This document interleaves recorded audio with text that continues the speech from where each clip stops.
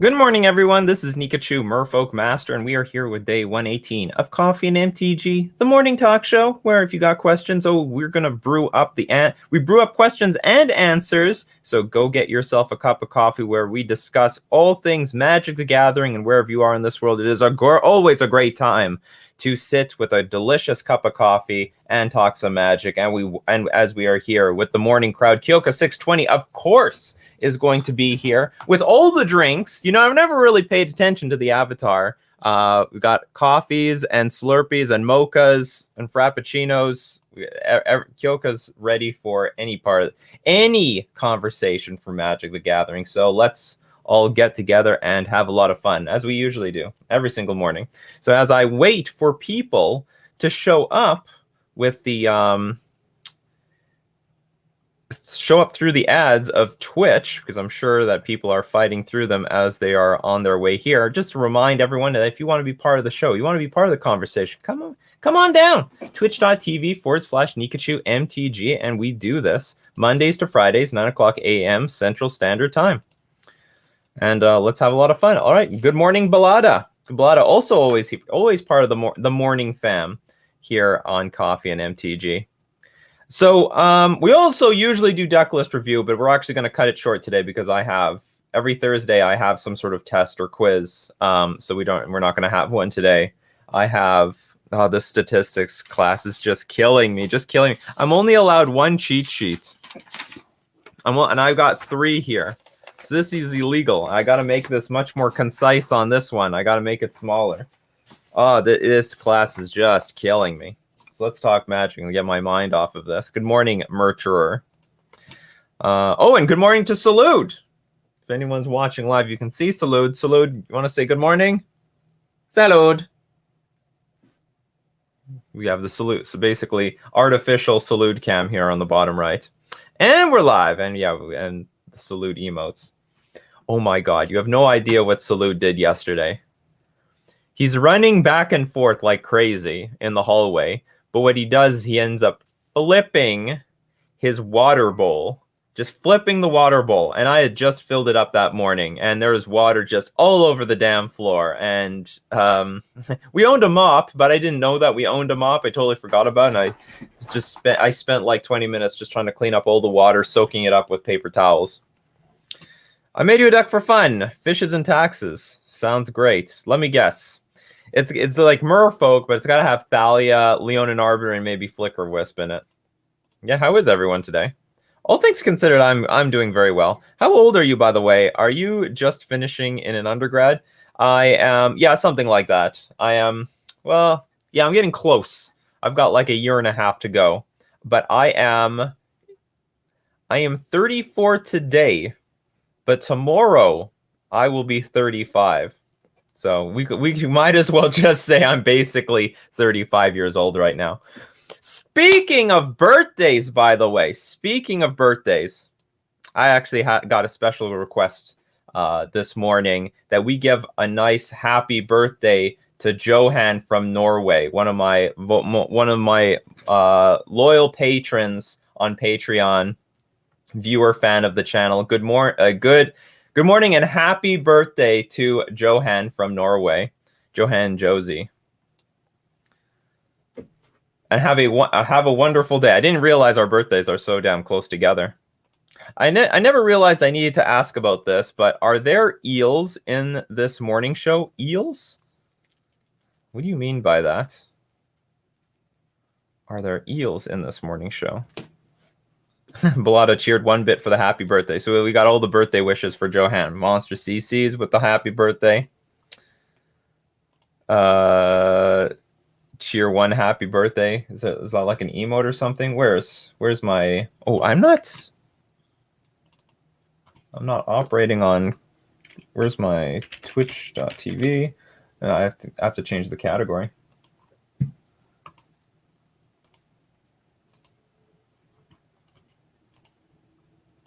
Not where I want to be.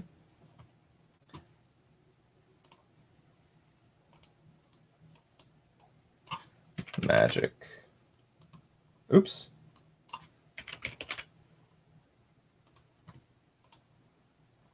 Excellent. Happy birthday from Monster CC. Good morning, Niels Nilsson. Good morning, Dexter Johnson. Happy birthday coming from Niels Nielsen. Reference to my video from last night. It concerns me greatly when products need to advertise as contains no eels. Oh yeah, right. So Lord Magicus goes off to buy some deodorant, and to please Thassa is looking for like an ocean theme one, and there's tons of ocean theme ones, but one particular deodorant specified that there were no eels in the product. I didn't know that was a thing. I didn't even know if that was necessary.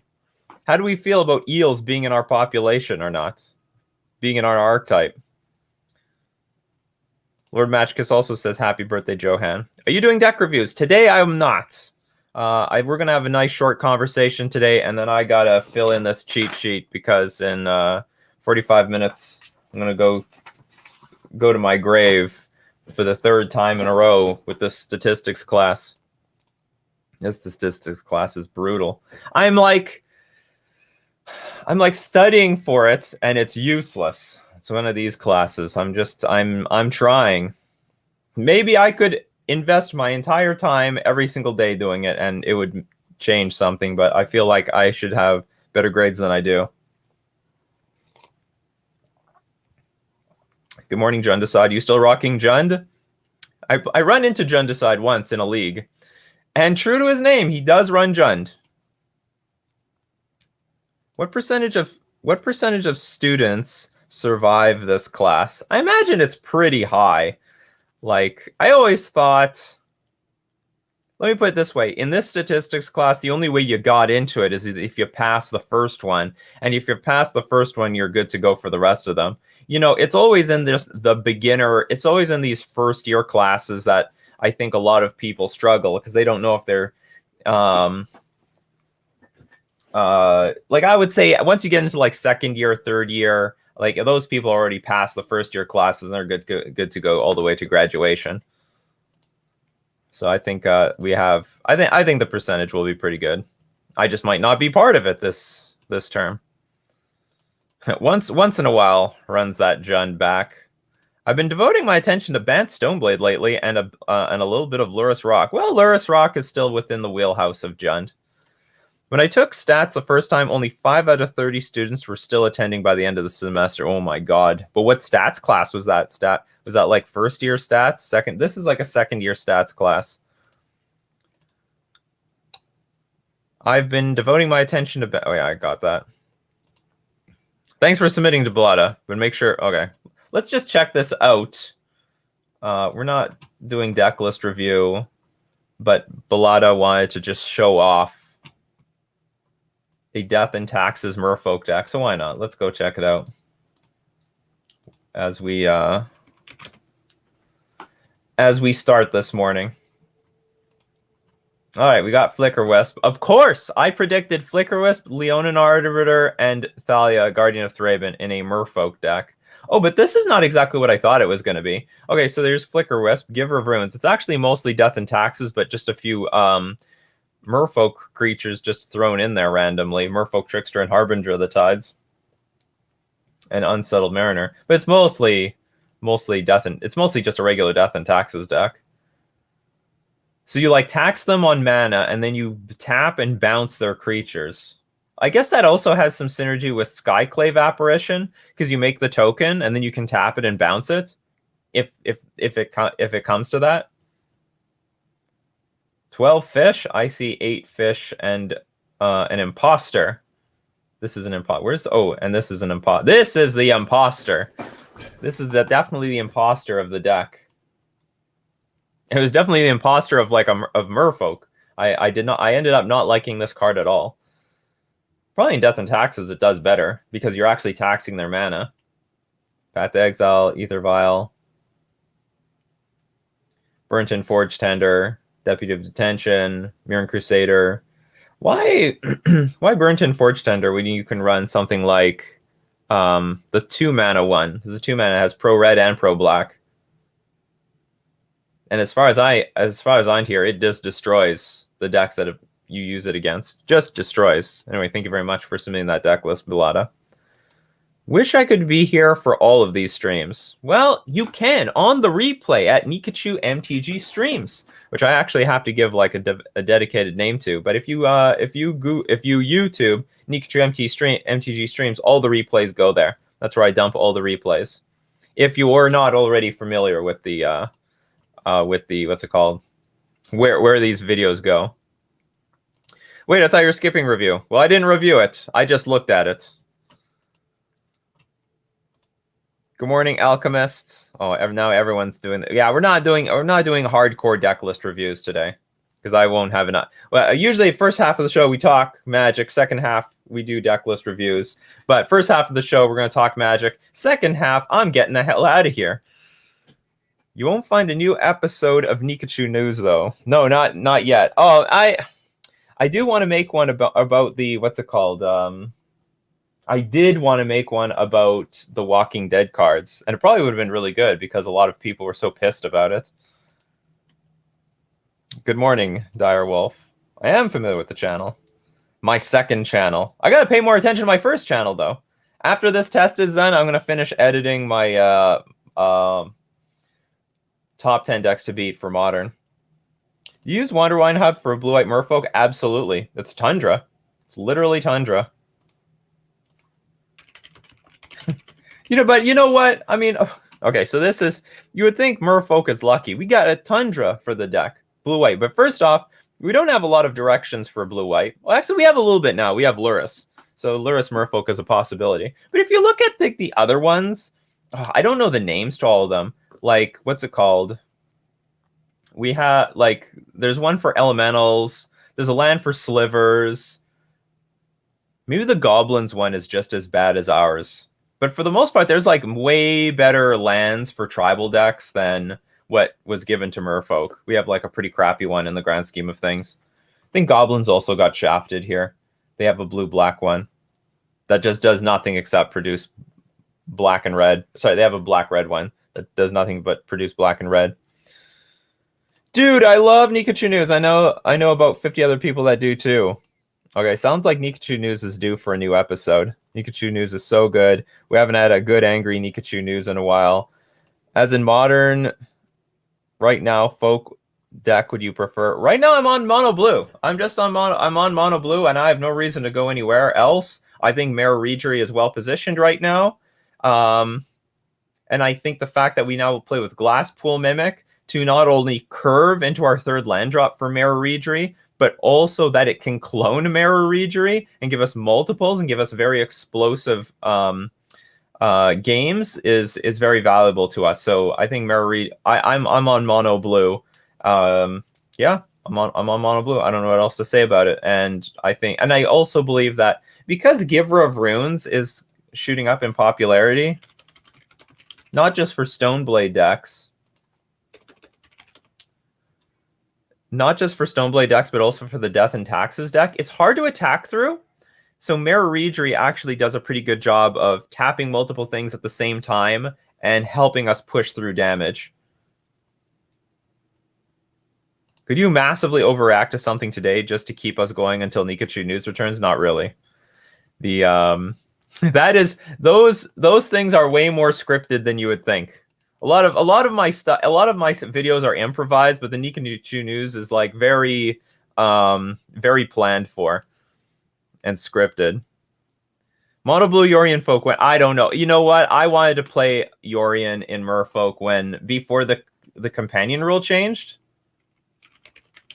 Because there are things you can blink. Like you can blink Master of Waves, you can blink Harbinger of the Tides, you can blink your Spreading Seas.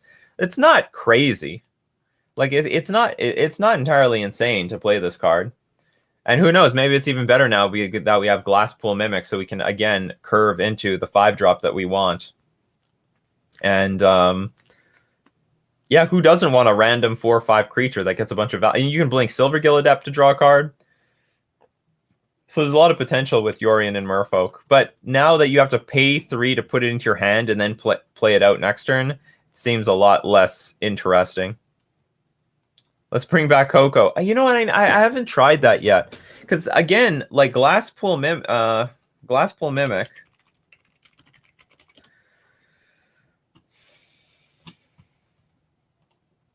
This is a card that will now help us curve into Coco. Like we play our third and fourth land drop, but also is just like instead of it's also randomly a creature we can get with Coco. And yeah, you need to have a creature on the battlefield already, but I think that's going to happen pretty often. So this Glasspool Mimic, I think, is a very good addition to the Coco folk deck.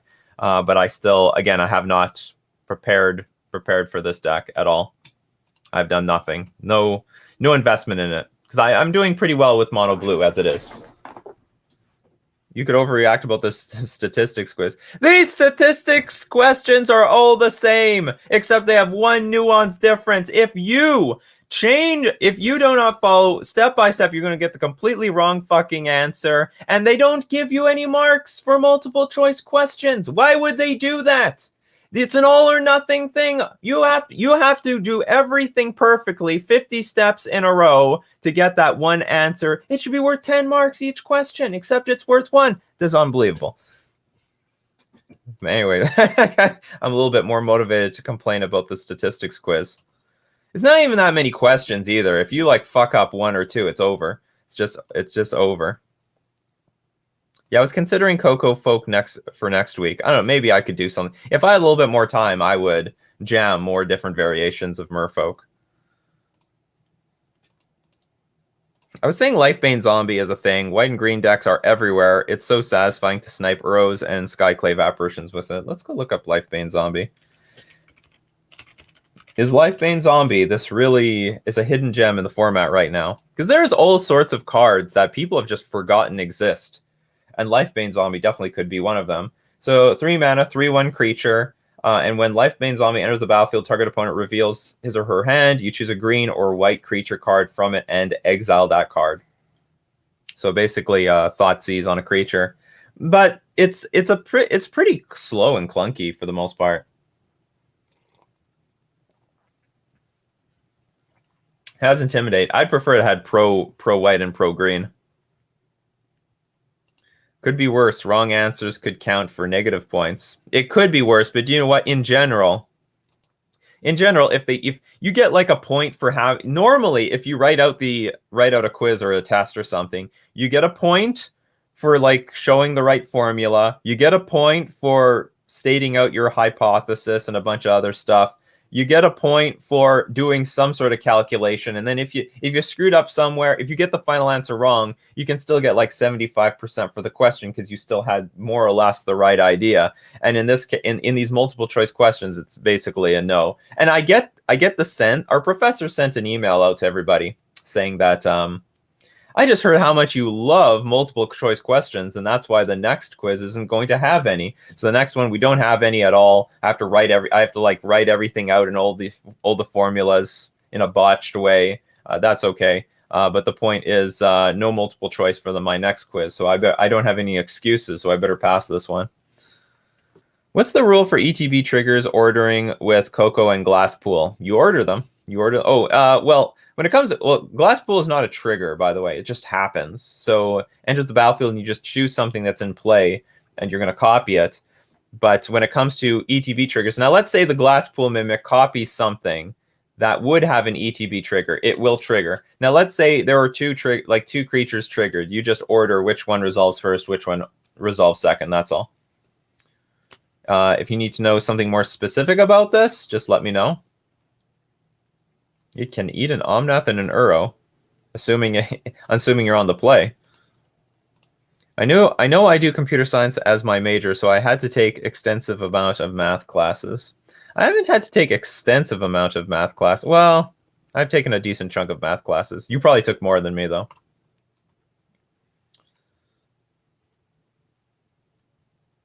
Coco Folk. Coco. Make Yorion fishes, taxes, the 16... Oh, God. Your tax plan will be so diluted and watered down in an 80-card deck. Ugh. I think I own a Yorion just because I was planning to play the Yorion deck for Merfolk. Oh yeah, Coco Folk for Historic. I heard a lot of people doing that too. That would work. That would definitely work. And there's no format that needs a clone more than in Historic, because you really want that clone. If clones are artificial, lords. And, the more clones you have, the more likely you're going to have a lord on the battlefield. And we only have like 8 lords. Mistbinder, Regery. And so Glasspool Mimic definitely helps in that direction. Jam it down people's throats. Yeah, comps I hear Calc 1, 2, stats, discrete, and linear algebra, all prerequisites. Ugh. I had to take like basic business calculus. It's basically, what's it called? Calculus minus the trigonometric identities. I have no idea. Would Uro be okay if it was white-green?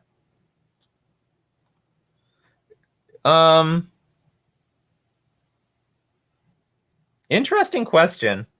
Maybe it would not change anything unless it was heavy on one of those colors. Like if it was white, green, green, maybe then the control decks wouldn't be able to play it, and you'd have to play this in a more fair creature-based deck. But if it was just white-green, I could still see like all the decks that are playing it right now still playing it. With the well, okay, it would force the control decks to only go banned or 4-color. So if I have an empty board and cast Coco, I find Jerry and Mimic. Can I have Jerry ETB? That no, you can't do that. So these okay, so if you were talking about specifically this interaction, and thank you for getting specific about it, clones copy things as it's entering the battlefield. So it can only copy things that were already there. So what ends up happening, it's weird. So let's say you Coco and you put Mare Regery and Glasspool Mimic in play. Now what the game is doing is like Glasspool Mimic's not supposed to be in play. It needs to copy something as it's entering the battlefield. So what the game does is it backs up to a point where it can do that, but then it also backs up the Regery and there's nothing in play. So your Glasspool Mimic ends up copying nothing and it dies, and then your Regery comes into play and you have a Regery. So when you Coco, make sure that there is a creature on the battlefield if you choose to put Glasspool Mimic in play. You cannot copy the thing that you're also putting in play with Collected Company. Only business calculus for an info system. Oh, information systems major. Did stats in US, and it wasn't too bad, but I'm sure they ramped it up on you in a university setting. I don't think it's that bad, to be honest. I think, like, honestly, this looks so easy, and I'm just coming up with all the wrong answers. I that's all I can say. I feel like I'm looking at these videos, and there isn't even that much content. I can watch the entire semester in one day if I want to, and I can't answer any questions. I don't know what the hell it is. Oh, in high school? Oh, you did stats in high school. Got it. Stats. I think in university is going to be more intense than in high school. How likely do you think Uro and Omnath is to get banned now? I think you mean in modern. I think Uro has a pretty good chance of getting banned. I don't think Omnath has as good of a chance of getting banned. I don't think Omnath is even that big of a deal. I think the value that Omnath gets is like it's okay. It's okay. I don't know if it's backbreaking for a 4-color deck. Like Uro is a big problem. I mean, maybe I'm wrong. Maybe after you ban Uro, Omnath still takes over, but I doubt it. I think Uro, if a card is going to get banned, it's probably going to be Uro. Math is fun. I've taken statistics, linear algebra, calc 1, 2, and 3. Let me tell you, after I'm done, business calculus is just like calc 1 minus the trigonometric identities, and I was done. After that, I was like, okay, goodbye. I don't need you anymore. I understand what an exponential curve is, and I'm good. Good for the rest of my life. Have you seen Kamigawa Neon Dynasty? I have not. Are we going back to Kamigawa or something? Is there like is that a leak or a spoiler that I'm not aware of? Ode or PDE? I have no idea what you're talking about. Yes, Wizards of the Coast really wants to ride the Cyberpunk 2077 wave. Pun intended. Omnath is modern playable, not busted. Uro is one of the worst designs I've ever seen. Like, one problem with Uro, I mean, guess you could say the same thing with Omnath, but one problem with Uro is that it created like a lot of different shells. And I guess in some ways that's a good thing, some ways that's a bad thing, but it's just too easy to jam in like multiple different types of control decks. So long as it runs green and blue, you're good to go. Whereas with Omnath, I mean, you really have to be playing only a 4-color version of the deck, and that's that. So either play it in your 4-color control deck or play it in your Niv to Light deck. Omnath is basically a 0-mana Obstinate Baloth that draws a card and ramps / gains life on future turns. And deals damage. I think it'll definitely see more play. But where there's Omnath, there will be Blood Moon. It's got to be weak to something. If you cannot play any 4-color deck in Modern and get away with it. You might get away with it a little bit if you're playing something like Uro and you just throw lands onto the battlefield left, right, and center, and fetch out all your basics. But I think if you took Uro out of the equation, I think the mana will start to feel really greedy in the Omnath deck. Uro, same as Oko, and they are both in the same colors. Uro made Sultai playable. Yep. Made Sultai playable. Made Simic Wilderness Reclamation playable. Made Temur Reclamation playable.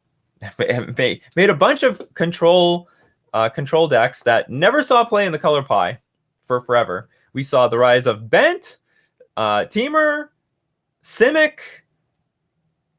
I'm missing some stuff. Sultai, like you said. So it was definitely, and in ways, I think that's a good thing. Like, I think that's good. A lot of people are complaining, hey, why don't you show love for Esper? Why don't you show love for Grixis? They had their time. There has been Esper. There has been Grixis. Grixis Control, by the way, was played by Corey Burkhart for a very long time. There was Blue-White Control for a very long time. There was Jeskai Control for a very long time. Hey, why don't you help out these other ones? Well, how about the ones that never got help ever? Ever. We never had a Bent control deck in Modern. Ever. That never happened. So finally we do. We never had a Sultai control deck in Modern. Never happened. Now we do. All right. So, I mean, you had your chance. You had your time. Now it's time for the other. It's now time for the other parts of the color pie. I'm sympathetic to your particular wedge or whatever, but I mean, you had a playable competitive deck, and there are other parts of the color pie that never did.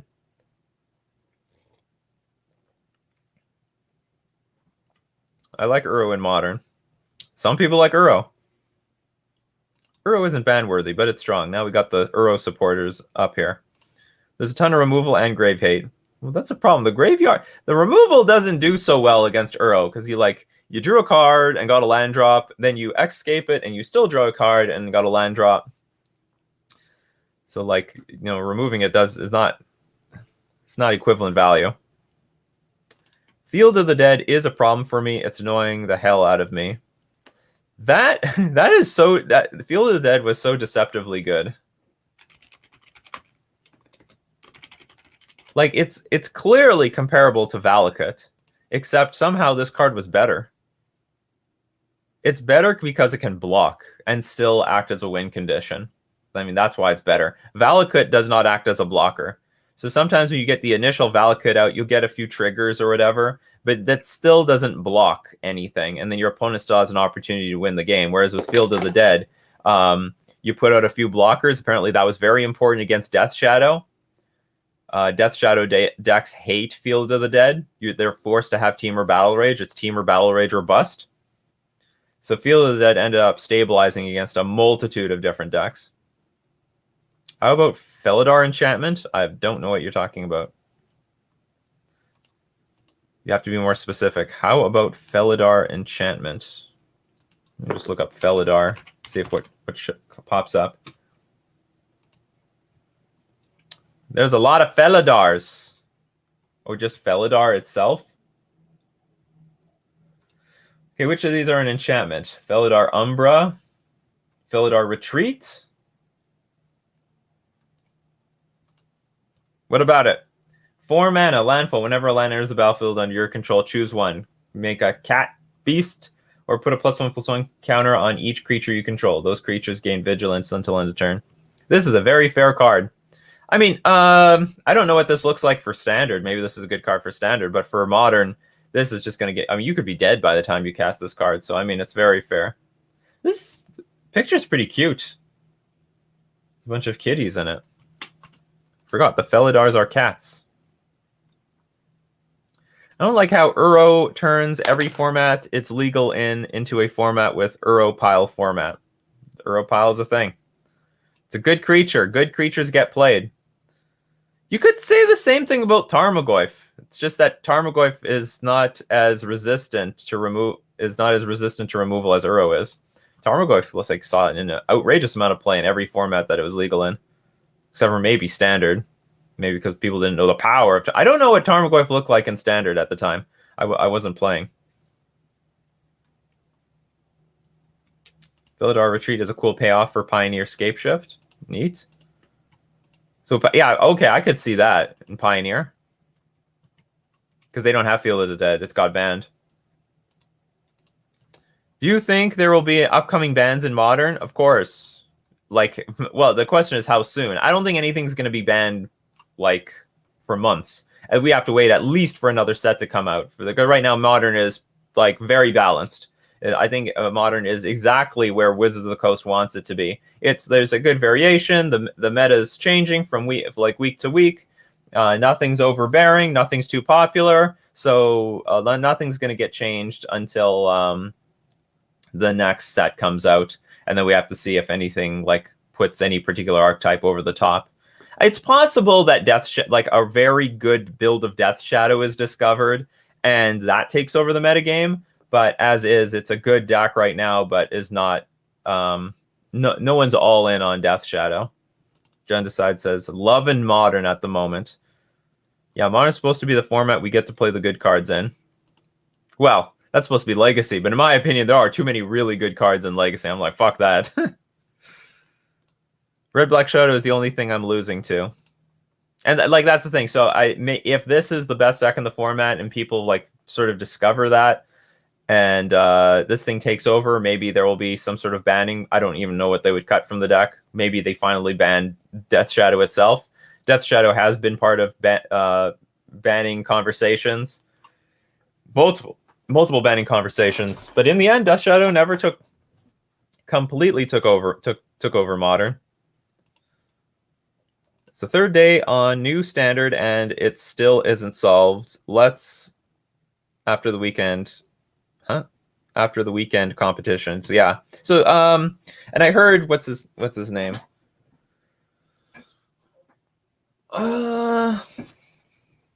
Some big Standard streamer said it was Standard was in a really good spot. Legacy needs more people's canon. Fear is the mind killer. All you have to do is get like Force Will banned, and there you go. Why don't they play like Veil of Summer in the main deck to make it work?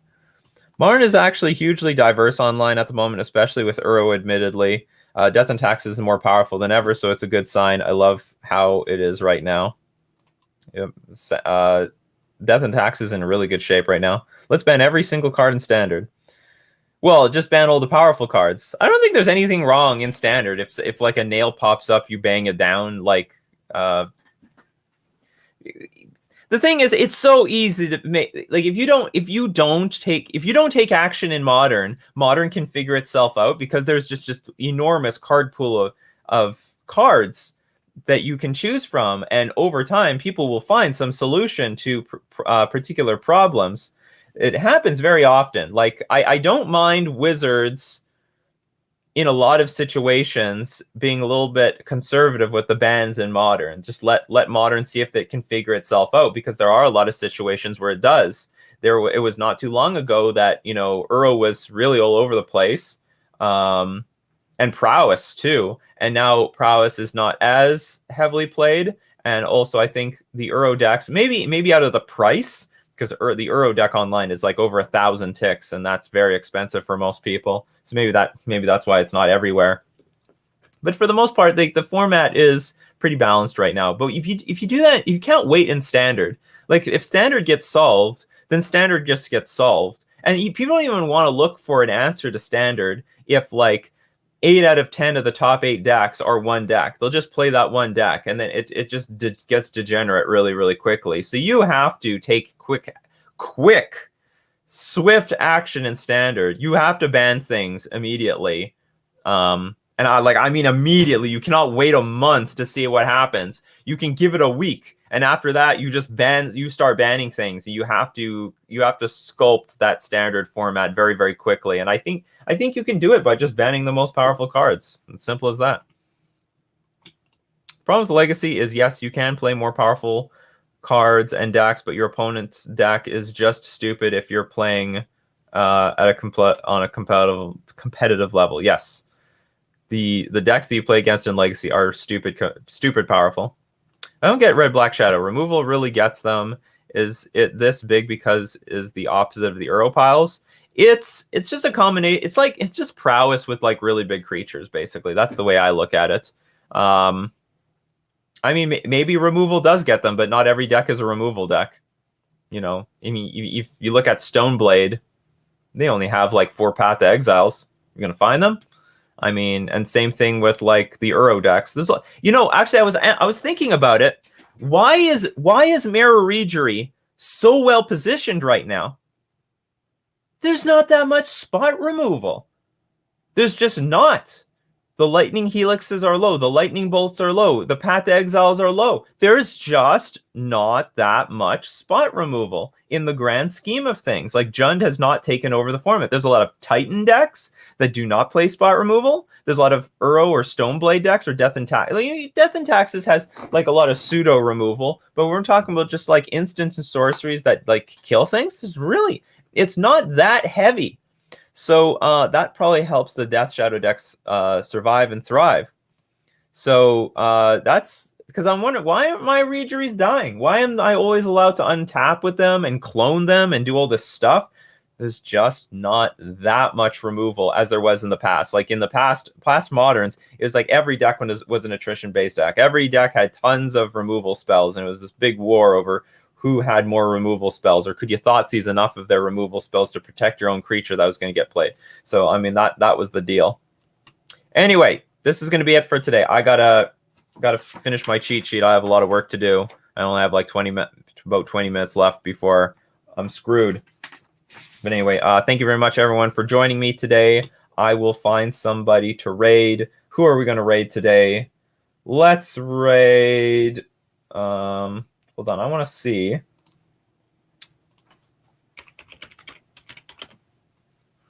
Thank you very much. I'll take the luck. I need all the luck. All the luck for me.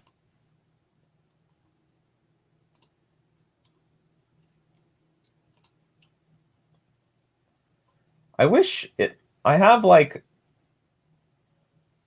I have a bunch of people I follow. I wish the whole list would pop up when they're online, but only shows me like the top 5 that are online.